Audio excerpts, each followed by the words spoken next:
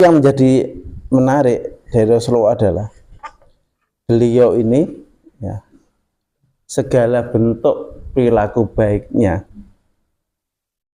itu untuk semua, for all. Jadi Rasulullah itu for all ya. Tidak memandang Yahudi Nasrani, tidak memandang kafir Muslim, semua dia diperlakukan baik sama beliau. Dan beliau tidak suka melaknat.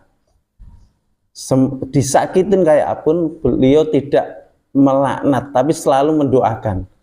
Ini satu satu hikmah yang berat bagi kita.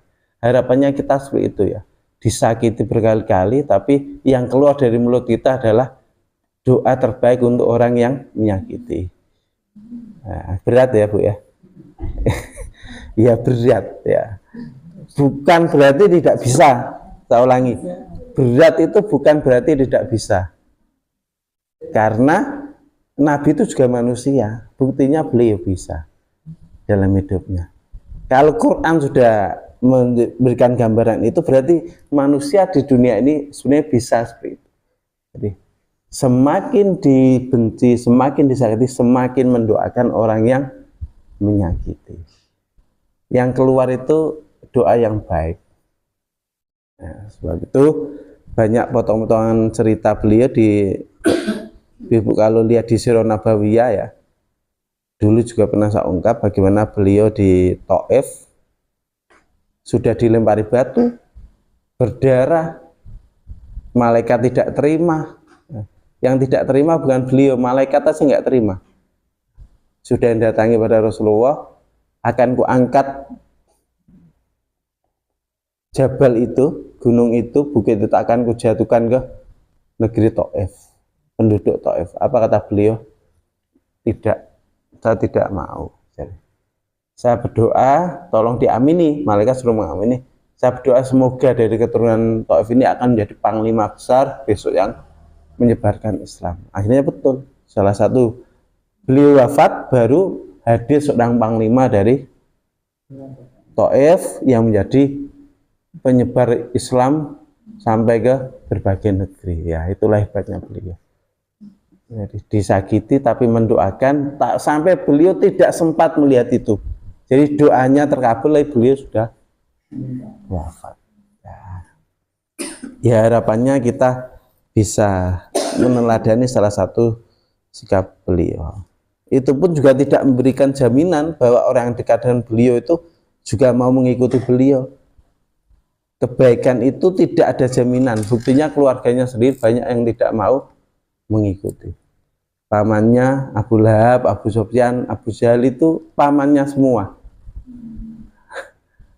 Jadi penentang dakwah Nabi itu bukan orang di luar keluarga, tapi tiga abu ini, Abu Lahab, Abu Jahal, dan Abu Sufyan itu semua adalah pamannya Nabi yang menentang betul dakwah Nabi.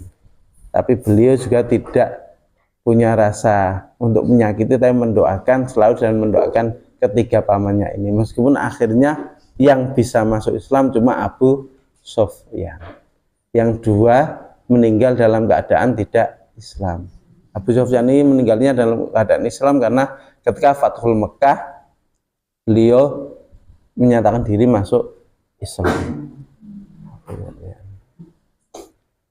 Dan ketika Fathul Mekah seharusnya Rasulullah bebas itu. Mekah kan sudah ditaklukkan. Dia mau membangun apapun, balas dendam saat itu berarti ketika di Mekah, beliau tidak mau. Tidak mau balas dendam, semua harta. Oh, dulu itu tradisi perang, itu ada harta rampasan. Orang yang kalah itu sudah nggak punya harta. Hartanya milik yang menang. Dan saat itu Rasulullah tidak mengambil satupun harta dari penduduk Mekah. Itu yang membuat akhirnya sebagian orang Mekah saat itu langsung masuk Islam. Kok ada ya sosok manusia yang sehebat ini. Sampai penduduk Madinah tidak terima. Jadi yang Madinah ini yang ikut Fathul Mekah tidak terima, ya Rasulullah, kok kita tidak mengambil harta rampasan satupun di Mekah. Ya. Ya duduk sini. Nah, tidak ngambil satupun, dan beliau meninggalkan Mekah. Protes. Jadi orang-orang Madinah yang diajak perang kesel-kesel untuk Fathul Mekah itu protes. Tidak mengambil harta rampasan satupun, nggak diambil. Coba. Ibarat sudah capek-capek, ini biasanya perang-perang sebelumnya kan ada harta rampasan. Nah, untuk dibawa ini tidak boleh. Apa kata beliau kepada penduduk Madinah? Kamu mendapat harta rampasan yang paling istimewa. Pada bingung. Siapa harta rampasan yang istimewa? Ya saya. Saya tidak akan tinggal di Mekah. Saya akan menemani kamu kembali ke Madinah. Mereka menangis. Ya Rasulullah itu istimewa. Ya.